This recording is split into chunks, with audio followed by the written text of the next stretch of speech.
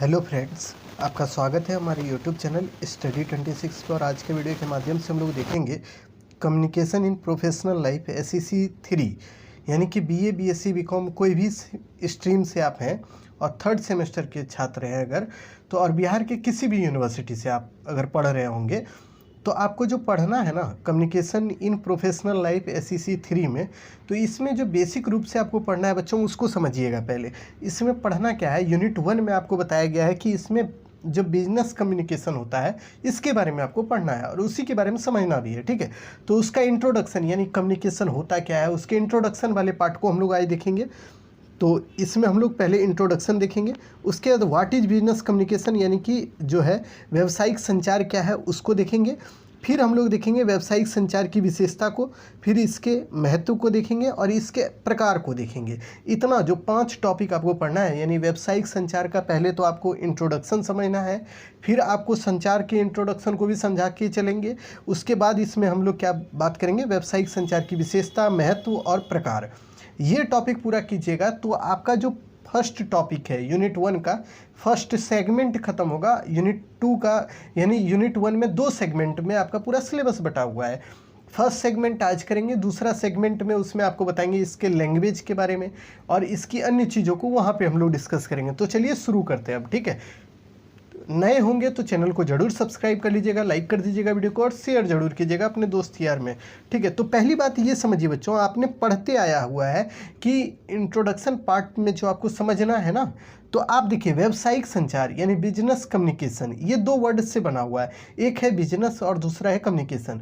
तो पहले हम लोग कम्युनिकेशन को समझिए और फिर व्यावसायिक संचार को समझाते हुए चलेंगे। ठीक है, इसमें एक बात ध्यान में रखिएगा, इस टॉपिक को पूरा पढ़ने के दौर में आपको एक चीज़ ध्यान में रखना है कि आपको एक बिजनेस के अधिकारी के रूप में सोचना होगा, यानी एक कर्मचारी के रूप में सोचना होगा। अगर स्टूडेंट के रूप में सोचिएगा तो ये यहाँ पे काम आपका बिगड़ जाएगा।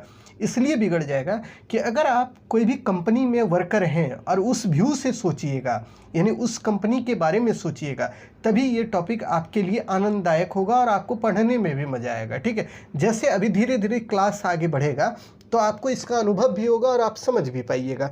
तो पहले समझिए ये कि संचार क्या है। पहले इंट्रोडक्शन पार्ट में हम लोग संचार को पढ़िए, फिर बिजनेस जो कम्युनिकेशन है उसको हम समझाते चलेंगे। ठीक है, तो देखिए जिसके माध्यम से व्यक्ति, जैसे हम आप सब कोई अपने विचारों को, अपनी भावनाओं को दूसरे तक पहुंचाने का काम करते हैं, आइडिया, थॉट्स, ये सब को, तो इसी को तो संचार बोलते हैं, जो कि आप पढ़ते आ रहे हैं कि संचार का मतलब ही होता है जिसमें 2 व्यक्ति अपने विचार, भावनाओं को एक दूसरे के साथ साझा करता है या बोलता बालता है या दूसरे को बताने का काम करता है, यही तो संचार है।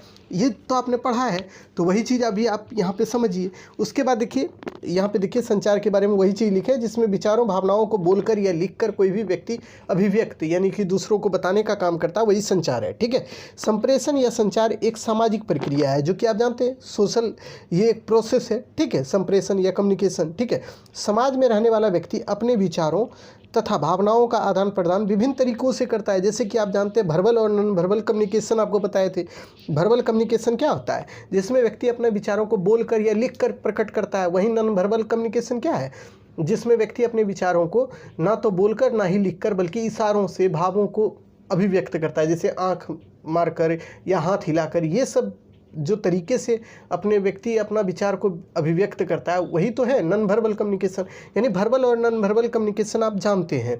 वही चीज़ें यहाँ पे ध्यान में रखना है कि संचार 2 तरह से होता है, एक वर्बल और दूसरा नॉन वर्बल। वर्बल में क्या होता है, लिखकर बोलकर करते हैं हम लोग, और नॉन वर्बल में क्या होता है, हम लोग इशारों के माध्यम से, जेस्चर, पोस्चर के माध्यम से हम लोग संचार करते हैं। ठीक है, संचार एक सतत प्रक्रिया है जो कि चलती रहती है।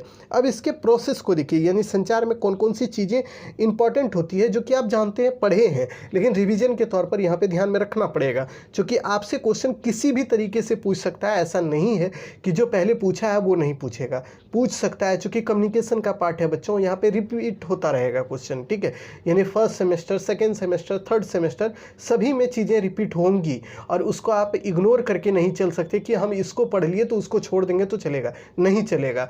इसमें हर जगह आपको हर चीज़ का इम्पोर्टेंस देना पड़ेगा। ठीक है, तो देखिए संचार प्रोसेस में आप जानते हैं जो कि कम्युनिकेशन होता है, उसमें जो मेन जो टॉपिक होता है, यानी कि जो उसके एक तरह से कहिए तो उस प्रोसेस में जो एलिमेंट्स होते हैं, तत्व होते हैं, वो कौन कौन से हैं।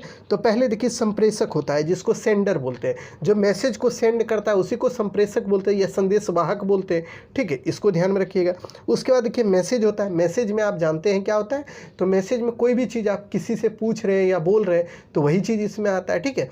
तो मैसेज में कैसे, आप ये समझिए, जैसे कि आप अपने दोस्त से कोई भी चीज़ बातचीत करना चाहते हैं तो आप क्या कीजिएगा, पहले उसके हालचाल को पूछिएगा। तो आप जो हालचाल उससे पूछिएगा यही तो मैसेज है आपका, तो उसको भी ध्यान में रखिएगा। और जो सेंडर होता है ना, इसी को क्या बोलते हैं, एनकोडर बोलते हैं, ठीक है।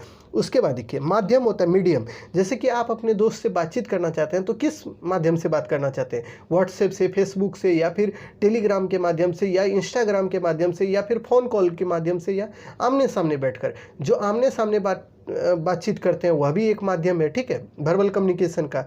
तो इसको भी ध्यान में रखना है कि माध्यम भी होता है। उसके बाद क्या होता है, प्राप्त करता है, जिसको रिसीवर बोलते हैं। तो रिसीवर कौन होता है, जो कि मैसेज को प्राप्त करता है। जैसे कि मान लीजिए आपने किसी भी दोस्त से पूछना है कि तुमने खाना खाया, तो आपका दोस्त वो जो बात आपका सुनेगा ना, वही तो रिसीवर है, ठीक है। तो इसी को डिकोडर बोलते हैं। एनकोडर कौन होता है, सेंडर को एनकोडर बोलते हैं, और डिकोडर किसको बोलते हैं, रिसीवर को बोलते हैं, ठीक है। और यही प्राप्तकर्ता जो फीडबैक देगा, जिसको प्रतिपुष्टि बोलते हैं, यही पूरा प्रोसेस होता है किसका, कम्युनिकेशन का। इतना चीज़ आप जानते हैं, प्रोसेस ऑफ कम्युनिकेशन यही है। तो आपको ये ध्यान में रखना है कि प्रोसेस ऑफ कम्युनिकेशन के अंतर्गत क्या क्या चीज़ें आती है। पहले आता है सेंडर, उसी को हम लोग क्या बोलते हैं, एनकोडर।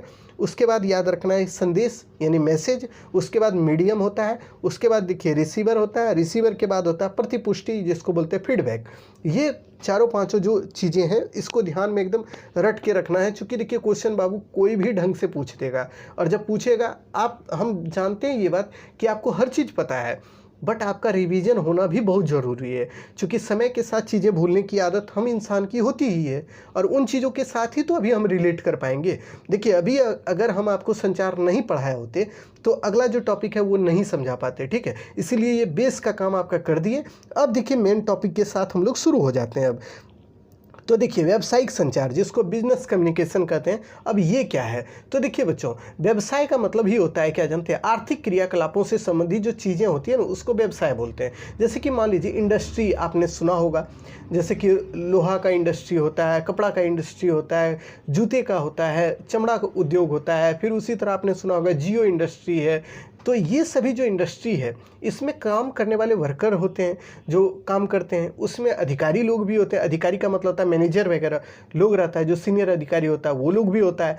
तो ये सब मिलकर एक इंडस्ट्री को बनाता है, और यही इंडस्ट्री में काम करके ये लोग क्या करते हैं, चीज़ों का उत्पादन करते हैं और उससे लाभ कमाते हैं। तो ये जो संचार आपको पढ़ना है, व्यावसायिक संचार, ये इंडस्ट्री से रिलेटेड संचार है। इसमें हर हमेशा आपको ये ध्यान में रखना है कि आप एक इंडस्ट्री के वर्कर हैं, और उस व्यू से आपको सोचना पड़ेगा कि आप इंडस्ट्री के लिए किस तरह काम कर सकते हैं, और इंडस्ट्री में कैसे कैसे चीज़ें हो सकती है, ठीक है। तो इस व्यू को आपको दिमाग में रखना पड़ेगा, तभी ये चीज़ें और आसान लगेगी आपको, ठीक है। तो आप उस चीज़ को आप बैठा लीजिए, अपने आप को एक वर्कर के रूप में सोचिएगा आप यहाँ से, ठीक है। तो देखिए व्यापार से संबंधित संप्रेषण को क्या बोलते हैं, व्यावसायिक संचार कहते हैं। व्यापार जिसमें क्या होता है, ट्रेड वगैरह होता है, इंडस्ट्री से रिलेटेड चीज़ें होती है। जैसे कि मान लीजिए भारत का व्यापार विदेश के देशों से है, जैसे अमेरिका से है, चाइना से है। तो इसमें जो भी बातचीत होता होगा व्यापार से संबंधित, वो क्या होता होगा, यहाँ के इंडस्ट्री के लोग और वहाँ के इंडस्ट्री के लोग बातचीत करते होंगे, फिर वो कॉम्प्रोमाइज़ करके कोई भी चीज़ को खरीदते होंगे, उसमें पैसा वगैरह देते होंगे। तो ये जो इससे संबंधित यानी व्यापार से संबंधित जो भी बातचीत होता है ना, इसी को व्यावसायिक संचार बोलते हैं, इसी को बिजनेस कम्युनिकेशन बोलते हैं। इसको ध्यान में रखिएगा। जब दो अथवा अधिक समूह व्यापार से संबंधित सूचनाओं का आदान प्रदान करता है तो इसको व्यावसायिक संचार कहते हैं, ठीक है। इसको भी ध्यान में रखिएगा। व्यावसायिक संचार के अंतर्गत व्यक्तियों और टीमों के मध्य संप्रेषण किया जाता है, यानी कि टीमों के मध्य संचार होता है, यानी कि व्यक्ति हो या फिर टीम हो, उनके बीच में संचार होता है। टीम का मतलब ये नहीं सोचिएगा क्रिकेट टीम, यहाँ पे टीम का मतलब होता है 2 4 10 लोगों का टीम, ठीक है। उसके बाद देखिए यहाँ पे क्या होता है, किसी भी गतिविधियों की योजना बनाई जाती है, फिर रणनीति बनाया जाता है, और फिर उसकी सफलता के विषय में सूचना एकत्रित किया जाता है। यानी व्यावसायिक संचार के अंतर्गत ये होता है कि कोई भी अगर संचार करना है, कोई भी बातें करनी है तो उसके बारे में पहले निर्णय लिया जाता है या उसके बारे में योजना बनाया जाता है, प्लानिंग किया जाता है। प्लानिंग करने के बाद उसके बारे में क्या होता है कि उसके बारे में रणनीति तैयार होता है, जिसको प्लानिंग आप कह सकते हैं। उसके बाद उसकी सफलता का जांच होता है कि वो कितना, आपकी जो योजना आपने बनाया है, मान लीजिए आपका योजना है कि किसी इंडस्ट्री के लोगों के साथ हमको व्यापार करना है, तो आप उसके लिए पहले योजना बनाइएगा। योजना बनाने के बाद उसके लिए आप काम कीजिएगा और काम करने के बाद आप उसके बारे में जांच कीजिएगा कि वो जो योजना आप बनाए तो वो कितना सही हुआ। ठीक है, तो यही सब इसके अंतर्गत आता है। यानी व्यावसायिक संचार के मतलब के अंतर यही समझिएगा इसके अंतर्गत कि देखिए कोई भी इंडस्ट्री है उसके साथ ये व्यापार व्यवसाय होगा और इसमें योजना बनेगी, उसमें कोई भी काम करना है तो उसके बारे में निर्णय लिया जाएगा और फिर उसका फाइनल मतलब एक तरह से कहिए कंक्लूजन तैयार किया जाता है। ठीक है, और फिर वो व्यापार व्यवसाय आगे बढ़ता है। ठीक है, तो ये चीज़ें इसकी बेसिक चीज़ें हैं। अब देखिए इसके डेफिनेशन को देख लीजिए, यानी कि जो व्यावसायिक संचार है इसके डेफिनेशन को देखिए। तो ब्रेनान के अनुसार इसकी डेफिनेशन दी गई है, वाणिज्य और उद्योग में सुझाव को प्रकट करना, भेजना और ग्रहण करना अथवा उसका आदान प्रदान करना व्यावसायिक संप्रेषण कहलाता है। यानी कि ब्रेनान कहते हैं ना कि कोई भी वाणिज्य है, कोई भी उद्योग है, उसमें आप जो अपनी सूचनाओं को भेजते हैं या उसको ग्रहण करते हैं या उसका आदान प्रदान करते हैं, तो वही है व्यावसायिक संचार। यानी कि देखिए अब आपको मजा आएगा समझने में। तो देखिए व्यावसायिक संचार है क्या, अब यहाँ से समझिए कि व्यावसायिक संचार ये है कि जिसमें आप कोई भी उद्योग धंधा है उसमें कोई भी तरह का प्लान बनाते हैं, कोई भी चीज़ आपको पूछना है या जानना है उद्योग के अंदर, तो ये इसी के माध्यम से किया जा सकता है या होता है। ठीक है, तो इसको ध्यान में रखिएगा। उसके बाद देखिए WH न्यूमैन और CF समर जूनियर के द्वारा इसका परिभाषा क्या दिया गया, अब उसको देखिएगा। तो देखिए व्यापार के संबंध में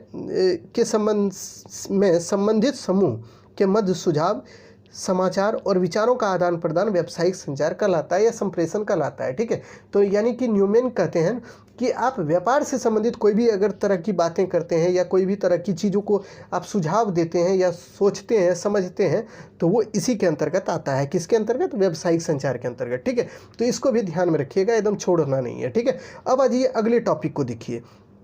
तो पहले आप व्यावसायिक संचार का अर्थ समझे, अब महत्व समझे, अब उसकी विशेषताओं को समझिए। तो व्यावसायिक संचार कैसा होता है, आखिर आपसे ये समझना होगा कि व्यावसायिक संचार के अंतर्गत क्या क्या चीज़ें होती है, यानी उसमें क्या क्या चीज़ों को ध्यान में रखा जाता है, इस तरह से इसको समझिएगा। तो देखिए ये उद्देश्य पूर्णता के आधार पर होता है, यानी इसमें उद्देश्य होता है। यानी कि व्यावसायिक संचार ऐसा कभी नहीं होगा बच्चों कि वो उद्देश्य पूर्ण ना हो, यानी उसका कोई ना कोई उद्देश्य जरूर होता है। ठीक है, व्यावसायिक संचार का एक नियम है ये। ठीक है, जैसे कि मान लीजिए कि आपको बात करना है अपने सीनियर अधिकारी से, आप एक तरह से इंडस्ट्री में काम कर रहे हैं और आपको अपने अधिकारी से बात करना, तो उसका कोई उद्देश्य होगा कि नहीं, कि आप क्या बात कीजिएगा।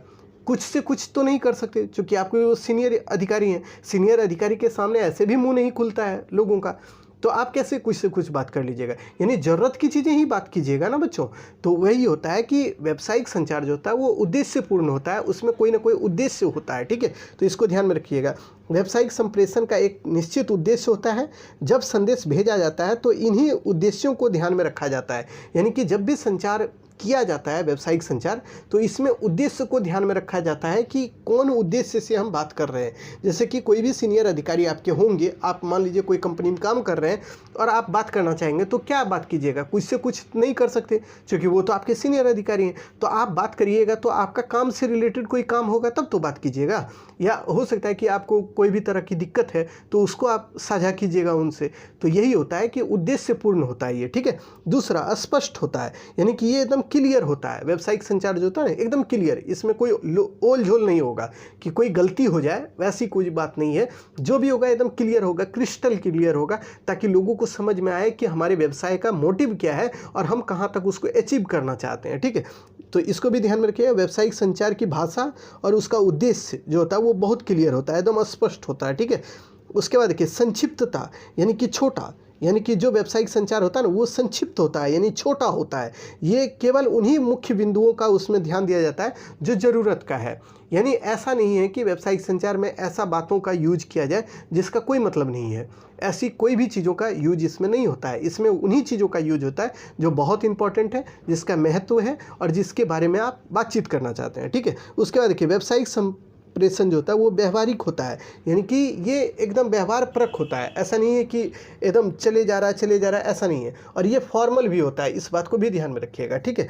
उसके बाद देखिए व्यावसायिक संप्रेषण जो है गतिशील रहता है, ये रेगुलर होते रहता है, यानी व्यवसाय के लिए ये आवश्यक होता है कि उसमें रेगुलर संचार होता रहे, यानी कि कम्युनिकेशन होता रहे। इसीलिए कहा जाता है कि जो एक इंडस्ट्री है उसके मालिक को ये होना चाहिए ना कि वो अपने वर्कर के साथ लगातार बातचीत करें। अगर कोई भी कंपनी में दिक्कतें हैं तो उनको वो जान कब पाएंगे, जब वो बातचीत करेंगे लोगों के साथ या अपने वर्कर के साथ, ठीक है। तो उनको जानना चाहिए अच्छे और बुरे चीज़ों को, ठीक है। तो इसके लिए ये ध्यान में रखना है, ये गतिशील रहता है, ठीक है। उसके बाद देखिए व्यावसायिक संप्रेषण जो है परिस्थितिजनक होता है, ये भी ध्यान में रखना है। उसके बाद देखिए व्यावसायिक संप्रेषण जो होता है वो कंटिन्यूअस होता है, यानी सतत, ये लगातार चलने वाला होता है, ये रुकने वाला नहीं होता है, इसको भी ध्यान में रखिएगा।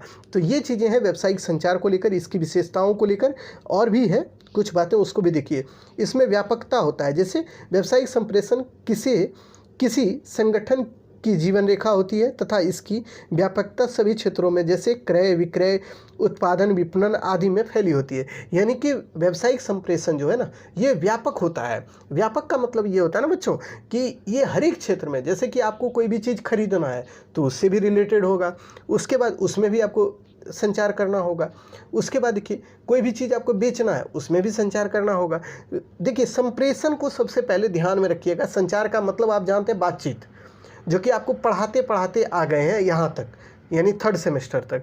तो संप्रेषण जहाँ भी बोले, संचार जहाँ भी बोले, तो उसका मतलब यही समझिएगा कि बातचीत, ठीक है। तो यानी कि इसमें आप कोई भी चीज़ खरीदते हैं तो वहाँ भी बातचीत करना है, कोई भी चीज़ को बेचना है तो उसमें भी बातचीत करना होता है, कोई भी चीज़ का उत्पादन होता है तो वहाँ भी बातचीत का ज़रूरत होता है, ठीक है। तो ये इसका मतलब ये है कि ये व्यापक होता है, बड़ा ब्रॉड स्तर पर होता है, ठीक है। उसके बाद देखिए ये विश्वासोत्पादक और शालीन होता है, यानी व्यावसायिक संचार का एक मोटिव ये भी होता है ना बच्चों कि ये विश्वास परख हो, यानी कि आप कोई भी बात अपने कस्टमर को बता रहे हैं या आप अपने किसी भी कंपनी में काम कर रहे हैं तो आप अपने अधिकारी को बता रहे हैं कि भाई देखिए कंपनी में ये दिक्कत है, तो वो सही होना चाहिए, ऐसा नहीं है कि गलत। अगर उसका जांच हुआ और उसमें गलती पाया गया तो क्या होगा, आपको कंपनी बाहर कर देगी। यानी विश्वास परख होना चाहिए, विश्वास होना चाहिए उसमें, ठीक है। और शालीन का मतलब होता है ना कि आप अच्छे भाव से बात कीजिए। कोई व्यक्ति देखिएगा, आप देखे होंगे जरूर कि आपके अगल बगल में होगा जो कि बहुत चिढ़ के बात करता होगा, बहुत एकदम घमंडी टाइप से बात करता होगा, और कुछ व्यक्ति ऐसे होंगे जो कि बहुत शालीन तरीके से, आप कुछ भी पूछिए उनको, गलत भी बोल दीजिए तो उनको कोई फ़र्क नहीं पड़ता, वो आपको अच्छे से उत्तर देते होंगे। तो ऐसे लोगों मतलब ऐसे व्यवहार आपके अंदर भी होना चाहिए और एक कंपनी के अंदर काम करने वाले वर्कर के भी अंदर होना चाहिए, यही चीज़ आपको ध्यान में रखना है। उसके बाद देखिए यथार्थता होनी चाहिए।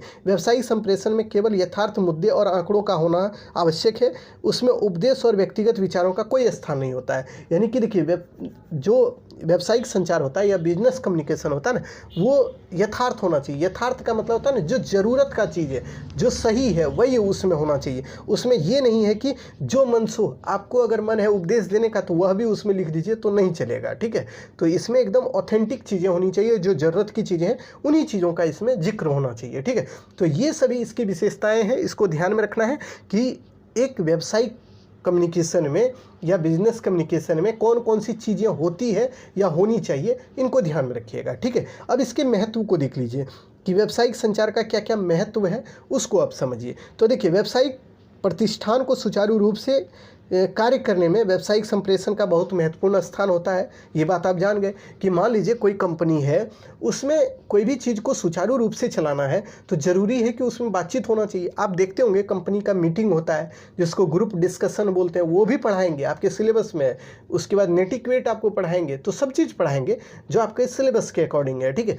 तो आप देखिएगा कोई भी कंपनी है उसमें बातचीत होता है, क्यों होता है, ताकि ये जानने का प्रयास किया जाता है ना कि कौन चीज़ करना है और कौन सी चीज़ें नहीं करनी है, ठीक है। तो इन चीज़ों पर विचार विमर्श होता है, क्या चीज़ें गलत है, क्या चीज़ें सही है, उन चीज़ों पर विचार विमर्श होता है। तो इसीलिए कहा जाता है व्यावसायिक संचार जो है, यानी एक व्यवसाय में संचार होने से उसकी कमियों और अच्छाइयों के बारे में जानकारी मिलती है। किसको, जो कंपनी का मालिक है, जो उसके कर्मचारी हैं, जो उसके वर्कर हैं, सबको पता चलता है, ठीक है।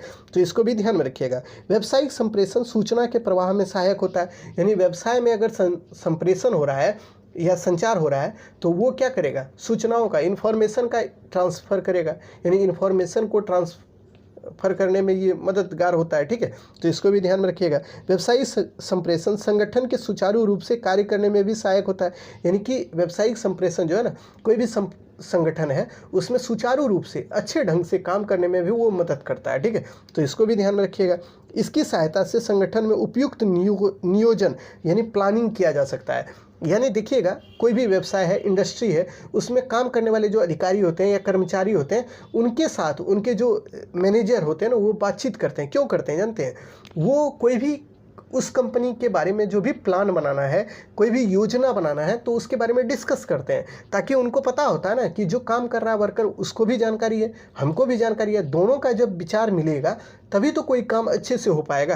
क्योंकि देखिए, कोई भी काम करेगा कौन? वर्कर करेगा। और उसका प्लानिंग कौन बनाता है? मैनेजर बनाता है। वो ध्यान देता है, वो प्लान करता है। तो इसलिए ज़रूरी है कि कोई भी व्यवसाय है उसमें नियोजन के लिए यानी प्लानिंग करने के लिए कोई भी चीज़ का, तो वो बातचीत होना बहुत आवश्यक है, ठीक है।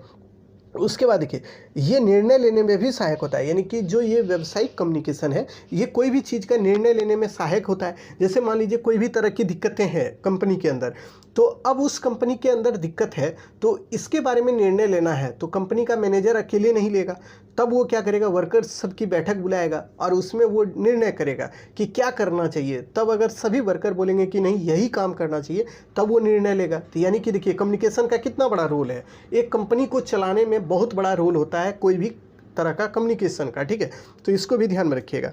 उसके बाद इससे क्या होता है? संगठन में सहयोगात्मक वातावरण बनता है। यानी कि व्यावसायिक संचार का एक महत्वपूर्ण इंपॉर्टेंट रोल ये है कि इससे जो है ना, जो कंपनी है उसके अंदर सहयोग वाला भाव पैदा होता है या सहयोग की एक नीति बनती है, ठीक है। तो इसको भी ध्यान में रखिएगा।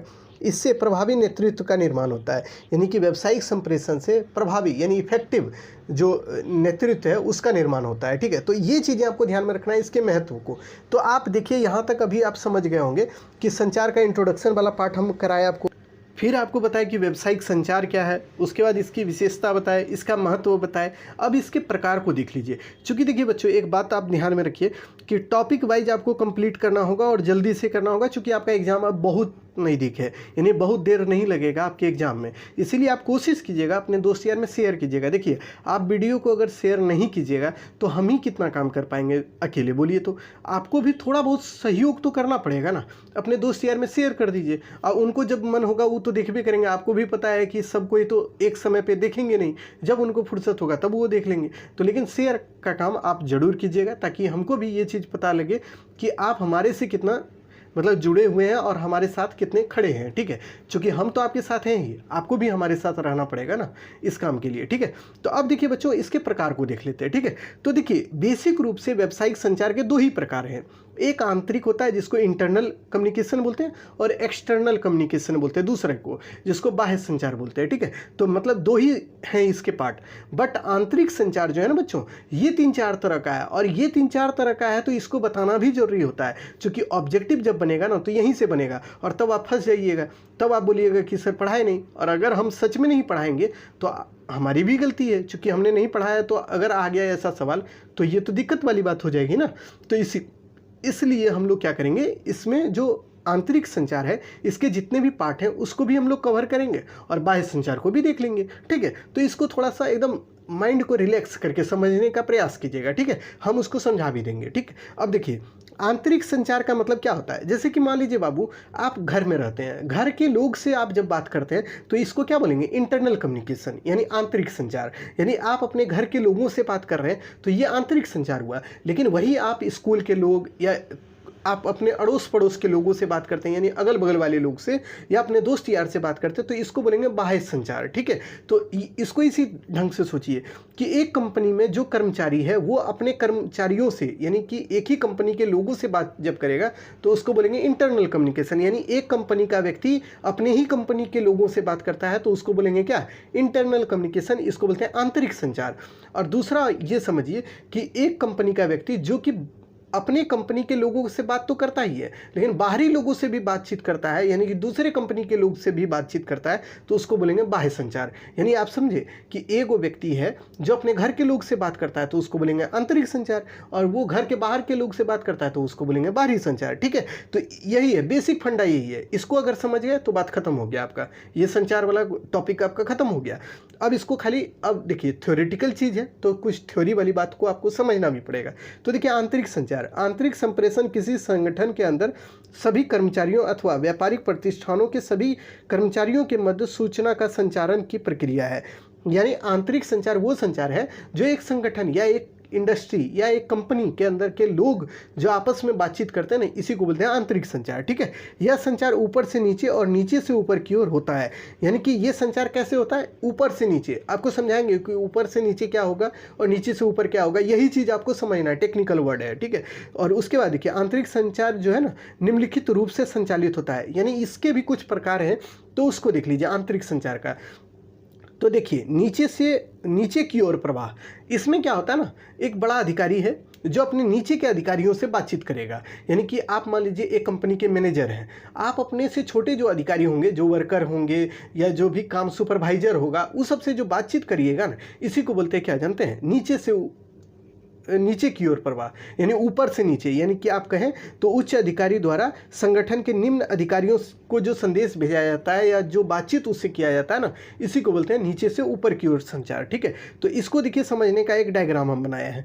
इसको इस तरह देखिए कि एक मैनेजर है, मैनेजर अपने सुपरवाइजर से बात कर रहा है और सुपरवाइजर वर्कर सबसे बात कर रहा है। यानी कि देखिए एक कंपनी का मैनेजर जो होता है ना, वो सुपरवाइजर से बात करता है। सुपरवाइजर जो होता है मैनेजर से छोटा पोस्ट होता है, और सुपरवाइजर से छोटा पोस्ट किसका होता है, वर्कर का, जिसको मजदूर बोलते हैं, मजदूर लोगों का होता है। ठीक है, तो यानी कि देखिए मैनेजर कोई भी बात अगर कहना होगा कंपनी से रिलेटेड, वो सुपरवाइजर को बोलेगा, और सुपरवाइजर उसी चीज़ को किसको बोलेगा, वर्कर को बोलेगा, यानी कि मजदूर को बोलेगा। ठीक है, तो एक कंपनी में इसी तरह से बात होता है, यानी कि ऊपर से, यानी ये आप समझिए कि ऊपर से यानी कि बड़े अधिकारी से नीचे के अधिकारी यानी छोटे छोटे अधिकारियों से ये बातचीत होता है। ठीक है, यानी इसीलिए इसको नीचे की ओर का संचार बोलते हैं। ठीक है, अब देखिए ऊपर की ओर का संचार क्या होता है, तो इसमें क्या होता है, इसमें संगठन का निम्न स्तर का जो कर्मचारी है वो उच्च स्तर के कर्मचारी से बात करता है। यानी नीचे वाला जो संचार है, अब इसको समझिए, इसको उल्टा समझिए। अब नीचे से ऊपर आप समझ गए, नीचे से ऊपर का मतलब हो गया क्या,